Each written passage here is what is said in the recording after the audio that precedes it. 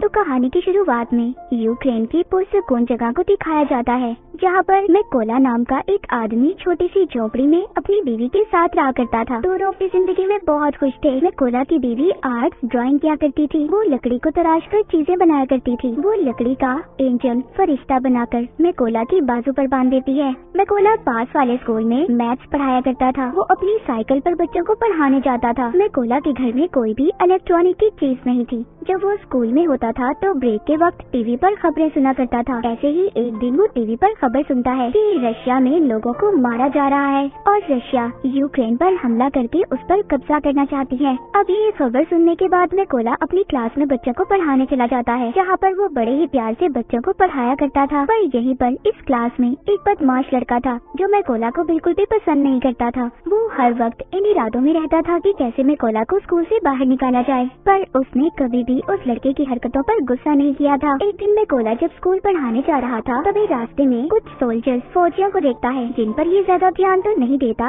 और स्कूल चला जाता है। पर जैसे ही ये स्कूल आता है तो देखता है सारा स्कूल खाली था। तभी ये टीवी पर खबर सुनता है कि रशियन आर्मी यूक्रेन में घुस चुकी है और यहाँ पर कब्जा करना चाहती है। अब मैकोला को समझ आती है जो इसने रास्ते में फौजी देखे थे वो रशिया के थे। पूरे मामले को देखते ही ये फौरन से अपने घर की तरफ भागता है, क्योंकि उसकी बीवी घर पर अकेली थी। मगर अब बहुत देर हो चुकी थी। जब ये घर पहुँचता है तो देखता है रशियन फौजी उसकी बीवी को मार रहे थे और जब मैकोला अपनी बीवी को बचाने की कोशिश करता है, फौजी उसे भी पकड़कर मारने लगते हैं। मैकोला उनसे कहता है, प्लीज मेरी बीवी को मत मारो, वो माँ बनने वाली है। पर वो कुछ भी नहीं सुनते और उसके घर को आग लगाकर जाने लगते हैं। अपने घर को जलता देखकर उसकी बीवी जैसे ही उठकर उन फौजियों पर पत्थर मारने लगती है तो एक रशियन फौजी उस पर गोली चला देता है, जिसकी वजह से मैकोला की बीवी मर चुकी थी। मैकोला अपनी बीवी की लाश के पास बैठकर जोर जोर से रोता है। तभी तो यूक्रेन के फौजी आते हैं। वो उसकी पहचान करने के बाद उसकी बीवी की मौत पर बहुत अफसोस कर रहे थे और उसकी बीवी के लिए कब्र खोदकर मैकोला से कहते हैं कि अपनी बीवी को यहाँ पर दफना दो।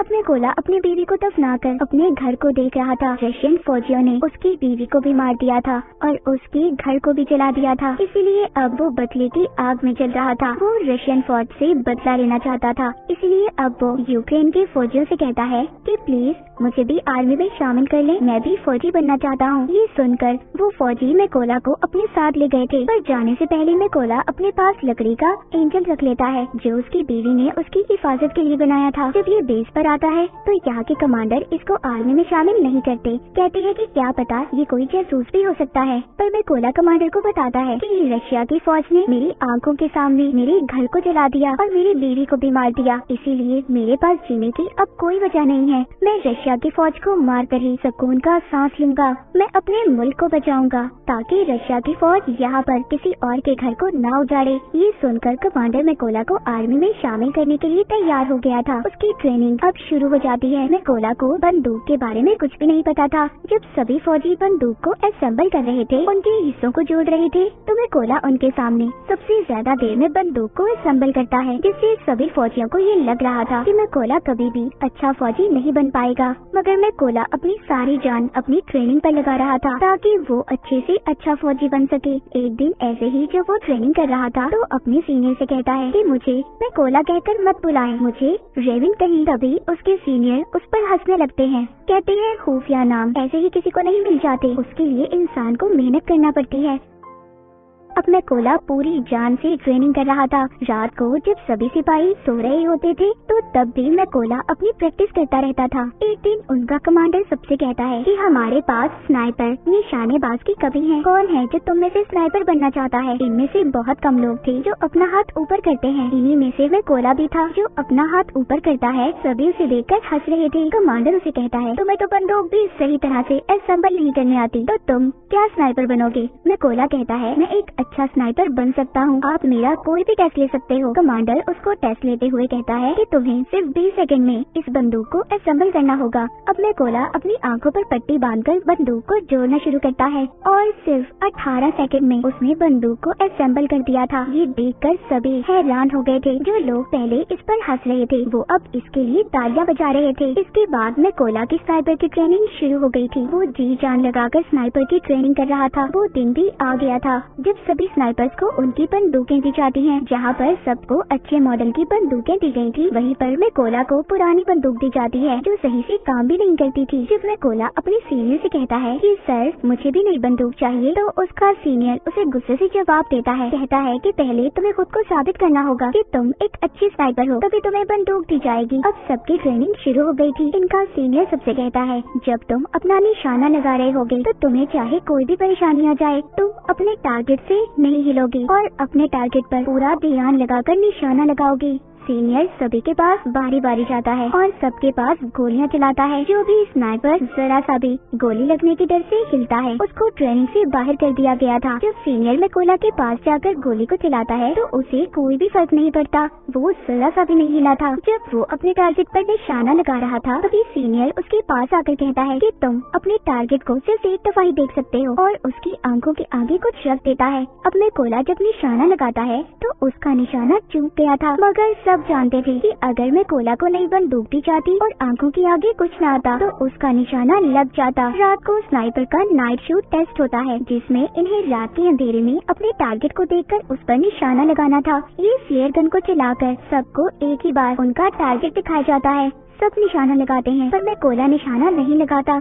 वो अपने दिमाग में फासले को देखकर मीटर का अंदाजा लगाकर फिर निशाना लगाता है, जिससे उसका निशाना बिल्कुल ठीक लगता है, जो आज तक किसी ने नहीं किया था। वो मैकोला ने कर दिखाया था। सबका अब रिजल्ट आ चुका था। सीनियर मैकोला को सैल्यूट करता है और कहता है, तुम पास हो चुके हो। इसके बाद कर्नल मैकोला से कहते हैं, सभी जरूरी सामान को पैक कर लो, तुमने एक जरूरी मिशन पर जाना है। मैकोला का पहला मिशन ये था कि पास ही एक चेक पॉइंट पर रशियन आर्मी ने कब्जा किया हुआ था, जिसको इन लोगों ने उनसे छुड़वाना था। मैकोला अपने साथियों के साथ उस जगह पर पहुंच जाता है। इन सबको एक एक टारगेट दिया गया था। सभी अपनी पोजीशंस ले लेते हैं, जहां पर बैठकर इन्होंने निशाना लगाना था। जब ये इन पर शूट करने वाले थे तो देखते हैं एक गाड़ी चेक पॉइंट की तरफ जा रही थी। कर्नल सबको गोली चलाने से मना करते हैं। वहीं पर रशियन आर्मी गाड़ी को रोक लेती है, जिसमें एक कपल कहीं पर जा रहा था। रशियन आर्मी ने उन लोगों का पासपोर्ट ले लिया था और उन्हें काफी बुरी तरह से मारने लगते हैं। ये देखकर कर्नल सभी स्नाइपर को गोलियां चलाने का कहता है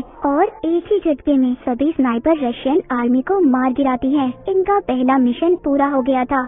ये सभी खुशी खुशी अपने बेस पर वापस आ गए थे। जब मैकोला अपने बाकी साथियों को देखता है तो वहाँ पर कोई भी नहीं था। उसे पता चलता है कि वो दूसरे मिशन पर है। मैकोला को ये भी पता चल गया था कि उस मिशन में इसके बहुत से साथी भी मर गए हैं और उन सबको एक ही रशियन स्नाइपर ने मारा है, जो रशियन आर्मी का सबसे बेहतरीन स्नाइपर है। कुछ दिन के बाद इनका दूसरा मिशन भी शुरू हो गया था। ये सभी उस जगह पर पहुँच जाते हैं जहाँ पर रशियन आर्मी कब्जा करने वाली थी।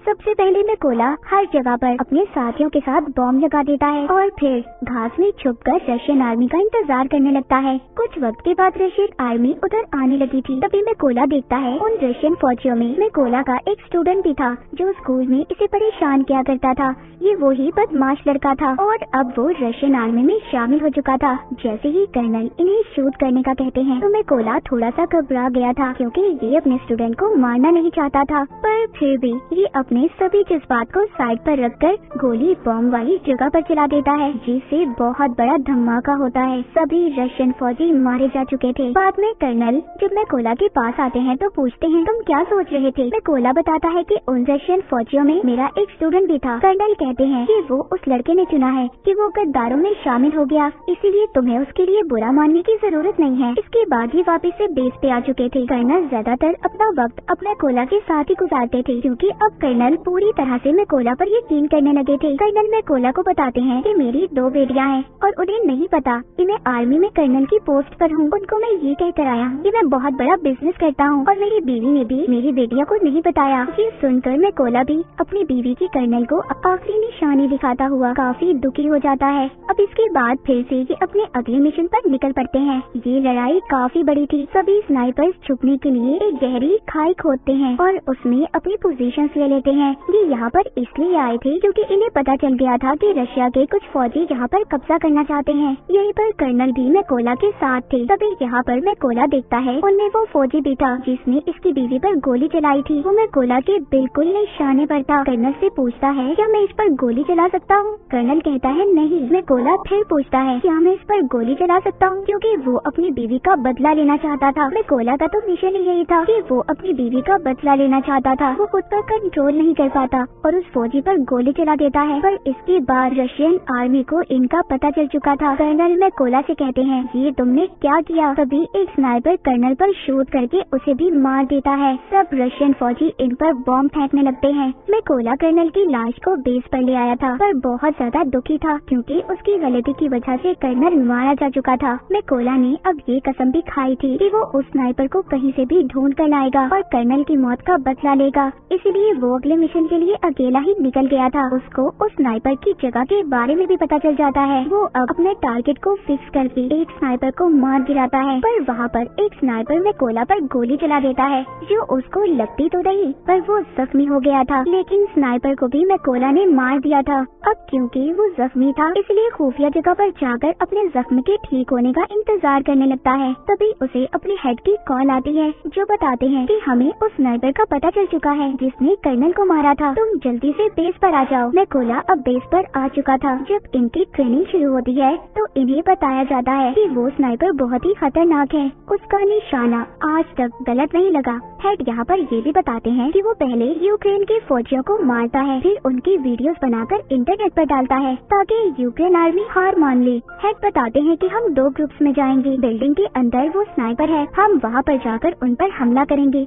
तभी मौके का फायदा उठाकर मैकोला उस स्नाइपर को मार देगा। प्लान बन जाने के बाद ये सब लोग ऐसा ही करते हैं। सभी उस जगह पर जाकर अपनी अपनी पोजीशंस ले लेते हैं और ये रशियन का ध्यान भटकाने में कामयाब हो जाते हैं। और मैकोला इसी बात का फायदा उठाकर अंदर जाकर रशियन स्नाइपर को मार देता है। मैकोला अपने साथियों से कहता है कि मेरा रास्ता साफ कर दो। ये सुनकर सभी मैकोला के साथी रशियन आर्मी पर गोलियां चलाकर उन्हें मार देते हैं। अब अंदर जो स्नाइपर छुप कर बैठा था जिसको मैकोला मारने आया था, वो सोचता है कि कोई भी फौजी उसकी बात का जवाब नहीं दे रहा। जब ये ऊपर छत पर चेक करने जाता है तो वहाँ पर जो रशियन स्नाइपर था वो मर चुका था। ये देखकर वो वापस से अपने पोजीशन पर आ जाता है। जब वो सामने मैकोला की बीवी का बनाया हुआ एंजल देखता है तभी मैकोला ऊपर से छलांग लगाकर उस स्नाइपर को मार देता है। जब दूसरे स्नाइपर को थोड़ी आवाज आती है तभी मैकोला उसके पास भी एक बॉम्ब फेंकता है और उस स्नाइपर का काम भी तमाम हो चुका था। लेकिन यहाँ पर हम देखते हैं जब वो स्नाइपर छत पर चेक करने गया था तो